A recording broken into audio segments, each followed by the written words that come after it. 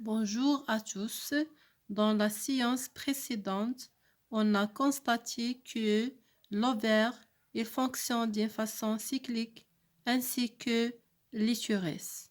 Dans cette séance-là, on va découvrir tous quelle est la relation qui existe entre le cycle de l'ovaire et le cycle de l'utérus.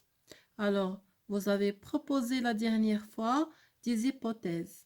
Alors, peut-être que c'est l'ovaire qui agit sur l'utérus ou bien c'est le contraire. Alors, pour répondre à cette question, à cette hypothèse, je vous propose d'analyser une série d'expériences. Comme vous voyez ici, dans ce tableau-là, on a une série d'expériences sur des souris femelles. Alors, prenez avec moi, par exemple, dans l'expérience numéro 1, qu'est-ce qu'on a fait? Donc, le protocole expérimental. Alors, la souris numéro 1, il est normal avec 10 ovaires. Ça veut dire qu'on n'a pas fait rien sur cette souris-là. Quels sont les résultats obtenus? Développement cyclique de la muqueuse utérienne. L'interprétation, cette expérience est une expérience témoin. Très bien. Alors, pour la deuxième série, qu'est-ce qu'on a fait? L'ablation des deux ovaires. L'ablation, ça veut dire on a enlevé les deux ovaires pour cette série. Les résultats obtenus, on a observé qu'il n'y a pas de développement de la muqueuse utérienne. Alors, puisque l'élimination des deux ovaires, elle provoque le fonctionnement anormal de la muqueuse utérienne, qu'est-ce qu'on déduit? On déduit que l'activité cyclique de l'utérus dépend de la présence des ovaires. Très bien. Pour l'expérience numéro 3, on a fait aussi l'ablation des deux ovaires, mais en parallèle, qu'est-ce qu'on a fait après? Le greffage des deux ovaires dans un autre endroit, loin de leur endroit initial ou bien normal. قمنا بحذف أو إزالة المبيضين وإعادة زرعهما في منطقة أخرى بعيدا عن مكانهما الأصلي. Quels sont les résultats obtenus? Le développement cyclique de la muqueuse. Alors, qu'est-ce qu'on observe? Que la muqueuse utérienne se développe d'une façon normale, même si on a fait l'ablation des deux ovaires, parce qu'on a fait le greffage dans un autre endroit. Alors, qu'est-ce qu'on déduit? Le fonctionnement normal de l'utérus, il nécessite la présence des ovaires, même si dans un endroit très loin. Alors, comment? Parce que les ovaires agissent sur l'utérus par le contrôle sanguin.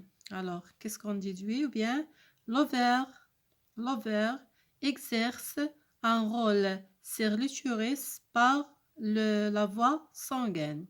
المبيض يؤثر على الرحم عن طريق الدم. Dans l'expérience suivante, la question toujours c'est comment? Alors pour répondre à cette question-là, on passe à une autre expérience. Qu'est-ce qu'on a fait dans cette expérience-là? L'injection des extraits ovariennes pour insérer après l'ablation des deux ovaires. قمنا بتخريب المبيضين وحقن محتوى المبيضين لهذه الفأرة. Qu'est-ce qu'on a observé? Vraiment, il y a un développement cyclique de la muqueuse utérienne, même si en absence des ovaires, mais après l'injection des extraits ovariens. Alors, qu'est-ce qu'on déduit alors? On déduit que les ovaires, ils contrôlent le fonctionnement de l'utérus par des produits qui se transportent par le sang. Alors, quels sont ces produits-là? Ce sont des hormones.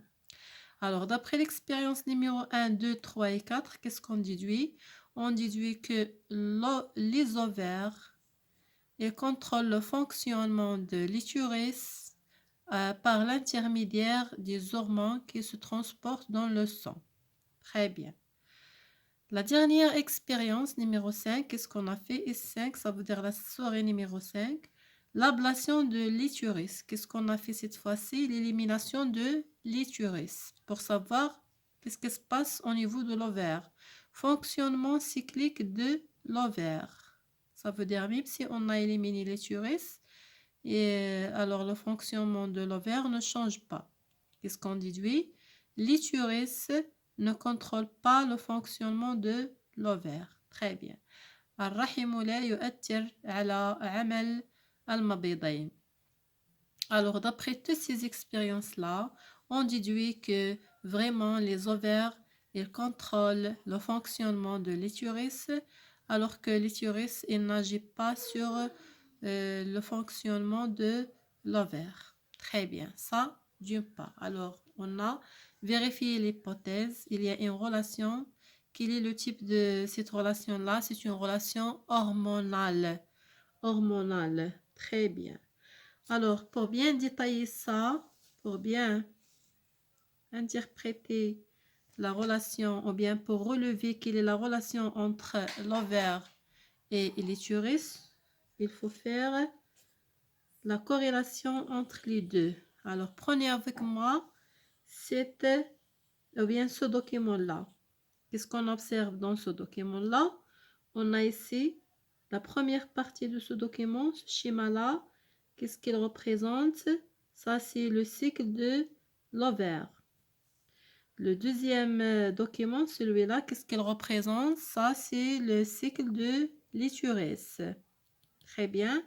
Et dans ce document-là, ça, c'est un graphique. Qu'est-ce qu'il représente, ce graphique-là? Comme vous voyez ici, on a des hormones. Et aussi, ici, on a les jours de cycle menstruel. Alors, ce cycle-là, la durée de ce cycle-là, c'est 28 jours.